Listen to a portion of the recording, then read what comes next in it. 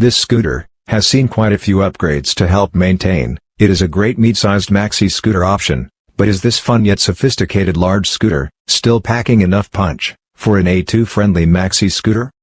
Without further ado, let's get into it. Engine. Undeniably, the key change to the Forza this year is the engine.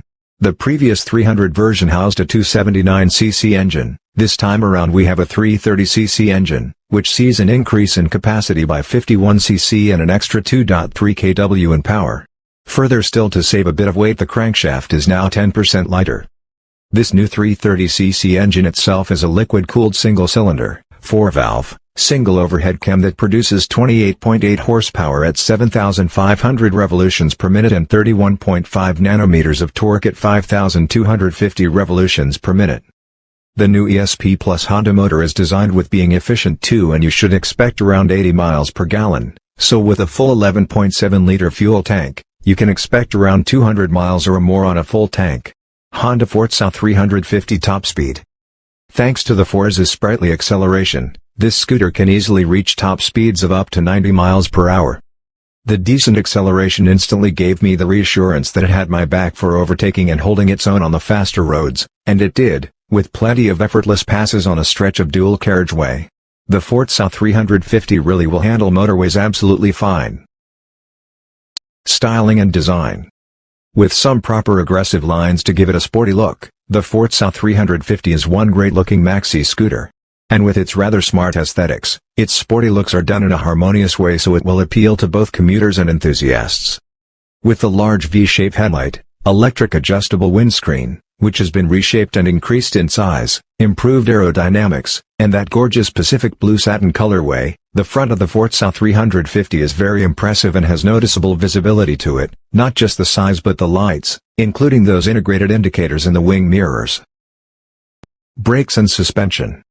With a 256mm front brake disc and a 240mm rear brake disc backed up with dual-channel ABS, the braking on the Forza 350 is more than efficient for everyday use and will inspire plenty of confidence for anyone riding it.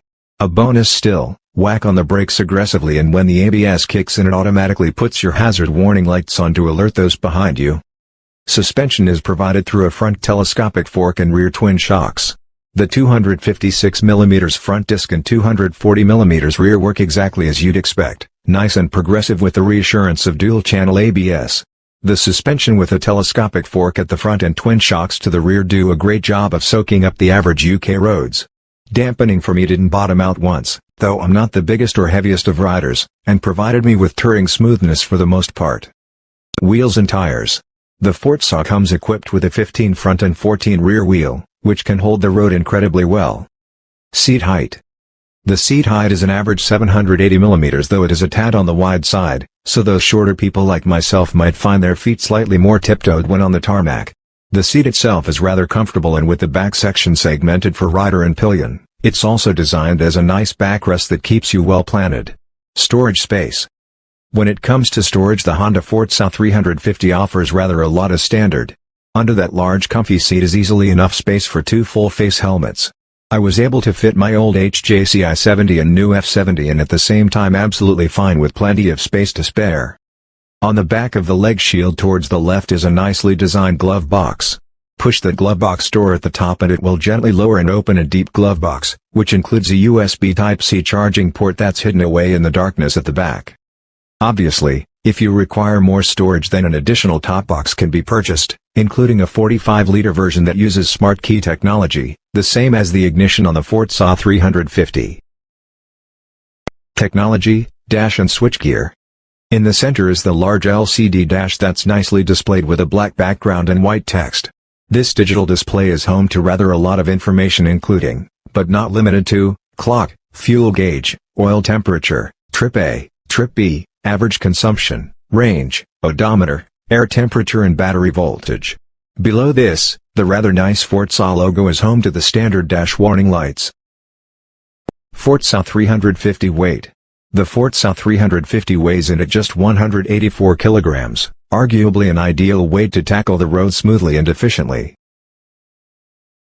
Final thoughts on the Honda Forza 350. I'm going to be quite honest, I like scooters and I really like maxi scooters, So I was well looking forward to putting the impressive Forza 350 to the test. With a 51cc increase in capacity and respectable power improvement, things were set for an entertaining few days of riding. The Forza 350 has seen some significant and some not so significant changes from its former Euro 4 self, and it is fair to say those improvements keep the Forza 350 at the forefront of the mid-range maxi scooter market. I had a great time test riding the Forza 350.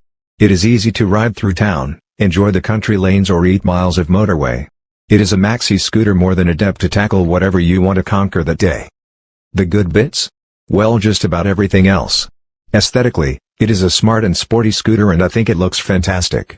It's not just that either, it's packed full of great spec, loads of storage, and a pokey motor that accelerates well, with touring comfort while priced very competitively at €6,790. As I mentioned previously, the acceleration has also really taken me by surprise, especially when easing my way through the country bends in pure comfort and looking down to see I was going a lot faster than I was expecting. I think it's the comfort that tricks you into thinking you are going slower than you are, and a nod to how respectful the power is. Yes, you could expect more from a 330cc engine, but for me, the 28 horsepower and 31.5 give a great performance for a maxi scooter. When trying to search for anything I feel could be improved, I'm really struggling. Some have experienced poor rear suspension, but I honestly didn't experience this from my time test riding. The Forza doesn't have cruise control or heated grips as standard, so these are a couple of omissions to keep it priced well. Apart from that, the only couple of small points I could make is that it would be great to have a slightly larger fuel tank to help improve its touring capabilities, and that the digital dash could be slightly less cluttered and information larger, but that really is me nitpicking. Pros: feels comfortable and able on both fast and slower roads. Relatively cheap. Packed full of great spec and tech. Cons: the LCD display could be improved.